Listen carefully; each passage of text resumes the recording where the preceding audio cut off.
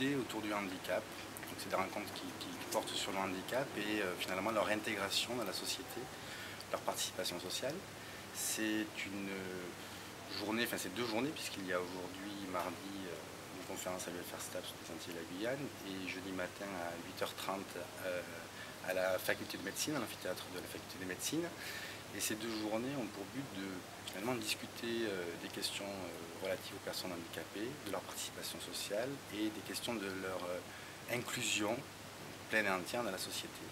Alors c'est 2 journées et même un peu plus que ça puisqu'on a pu faire venir des chercheurs à la fois du Québec et de Montpellier 1, de l'Université Montpellier 1, pour venir discuter de ça. Donc il y a des travaux de recherche qui portent là-dessus en Guadeloupe. C'est donc 2 semaines qui sont organisées en partenariat avec l'URIOPS, qui est un centre de ressources et un observatoire des inadaptations et des handicaps de Guadeloupe, l'UAG via le laboratoire ACT, qui est l'adaptation, climat tropical, exercice et santé, un laboratoire donc de l'UAG, et l'équipe aussi Santaisie H de Montpellier 1, qui signifie santé et situation de handicap. Donc c'est 2 journées où on a invité un certain nombre de personnes intéressées par cette question et cette problématique du handicap. En Guadeloupe, donc c'est l'ensemble des mouvements associatifs et des personnes en situation de handicap qui ont été invitées, les institutionnels. Et donc ça se décline tout d'abord sous forme de 2 conférences. Une première qui se tient donc aujourd'hui mardi, à l'occasion de laquelle on a pu inviter un chercheur qui s'appelle Patrick Fougerolas, qui est chercheur en anthropologie, directeur de l'Institut de réadaptation physique de Québec et qui est un spécialiste mondial des questions de l'accessibilité et de l'intégration des personnes handicapées physiques. Il est lui-même en fauteuil roulant, donc il sait à peu près de quoi il parle. Et puis c'est une personne qui a largement influencé les définitions du handicap au niveau mondial, puisqu'il a travaillé avec l'OMS pendant plusieurs années, et ce depuis les années 80. D'autres invités sont venus, donc le directeur de l'URIOPS OIH, qui nous parlera de leur intervention, on va dire, dans le domaine du handicap en Guadeloupe.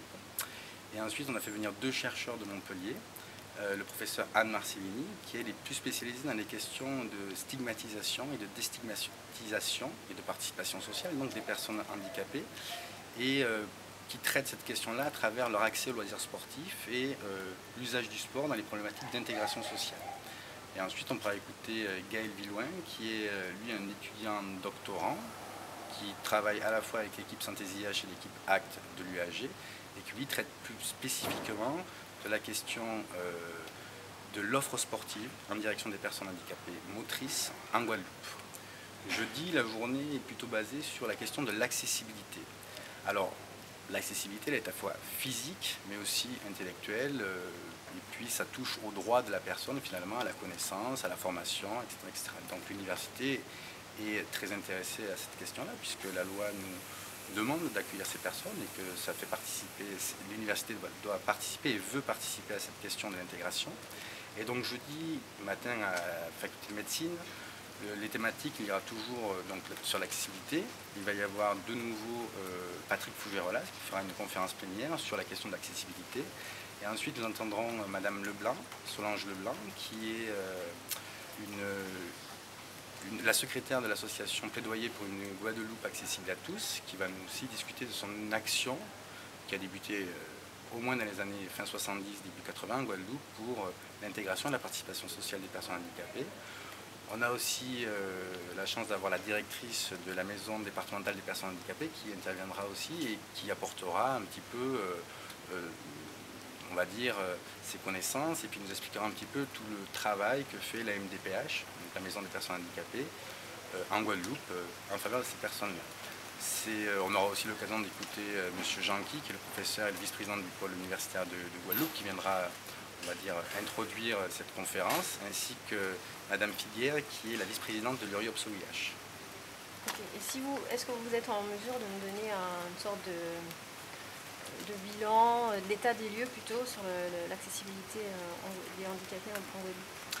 Alors, l'accessibilité des personnes en Guadeloupe, je ne suis pas un spécialiste ou un technicien pour dire si tout est accessible ou pas, mais force est de constater, lorsqu'on se promène dans certaines villes, par exemple à Pointe-à-Pitre, avec les difficultés qu'il y a de circulation, même pour des piétons, on va dire, valides, c'est simple de comprendre qu'il est difficile à une personne handicapée de pouvoir se promener par exemple dans ces genres de villes, même s'il y a des efforts certainement qui sont faits. Et donc on comprend bien que la difficulté qui est pour les personnes vieillissantes d'ailleurs réelle, elle est encore plus pour des personnes qui sont en fauteuil roulant, ce qui peut-être les empêche de profiter pleinement de la participation et de leur droit à participer, et d'aller faire des courses, d'aller voir des films au cinéma ou faire quoi que ce soit que l'on fait de façon tout à fait naturelle. L'université, elle, essaye et a engagé un programme. Je sais qu'il y a une expertise qui a été faite, et à l'occasion de la venue, enfin une expertise sur le campus pour voir un petit peu les besoins en termes d'accessibilité. Et on va continuer à faire un petit peu ce travail, puisqu'à l'occasion de la venue Patrick Fougerelas, on va visiter deux bâtiments particulièrement, qui sera la bibliothèque universitaire du campus de Fouillol et le bâtiment de l'UFR de médecine, pour à un moment donné voir l'accessibilité pour des personnes en fauteuil roulant. Et alors ça tient aussi bien au bouton de lumière que l'accès aux toilettes, que l'accès à l'amphithéâtre, etc., ou bâtiment administratif, à tout espace qui est censé recevoir du public. Et au niveau du sport? Alors au niveau du sport, en Guadeloupe, il y a deux systèmes, comme ce qui existe en France. Il y a plutôt un système qui ont tendance d'ailleurs à se regrouper. La Guadeloupe est un peu pionnière dans ce domaine. Il y a plutôt un système qui porte sur ce qu'on appelle le sport adapté, qui est plutôt du sport en direction des personnes déficientes mentales ou intellectuelles. Et il y a ici l'AGSA, l'Association guadeloupéenne du sport adapté. Et il y a aussi la Ligue Handisport, qui elle est beaucoup plus tournée vers le sport des personnes déficientes physiques. Mais depuis un an à peu près, si je ne me trompe pas, au niveau ministériel, les deux fédérations tendent à se regrouper pour créer un ensemble beaucoup plus vaste, beaucoup plus aussi parlant. Donc en Guadeloupe, il y a des choses qui se font, mais c'est quand même assez difficile. On a parlé de l'accessibilité, il faut avoir une accessibilité au terrain de sport, au terrain de loisirs, ce qui n'est pas toujours le cas. Et puis l'accessibilité, elle est liée aussi très largement à la vision qu'ont les personnes du handicap. Et si on a une vision négative, et si on estime que ces personnes n'ont pas à être dans des lieux sportifs parce que ça paraît incohérent, et forcément on ne va pas faire des choses en leur faveur. Mais il y a quand même pas mal de gens qui œuvrent dans ce domaine, que ce soit la Ligue Handisport ou la GSA. Actuellement, il y a par exemple le président de la Fédération française Handisport qui est en Guadeloupe pour justement visiter, pour voir un petit peu ce qu'il y a à faire, pour essayer de dynamiser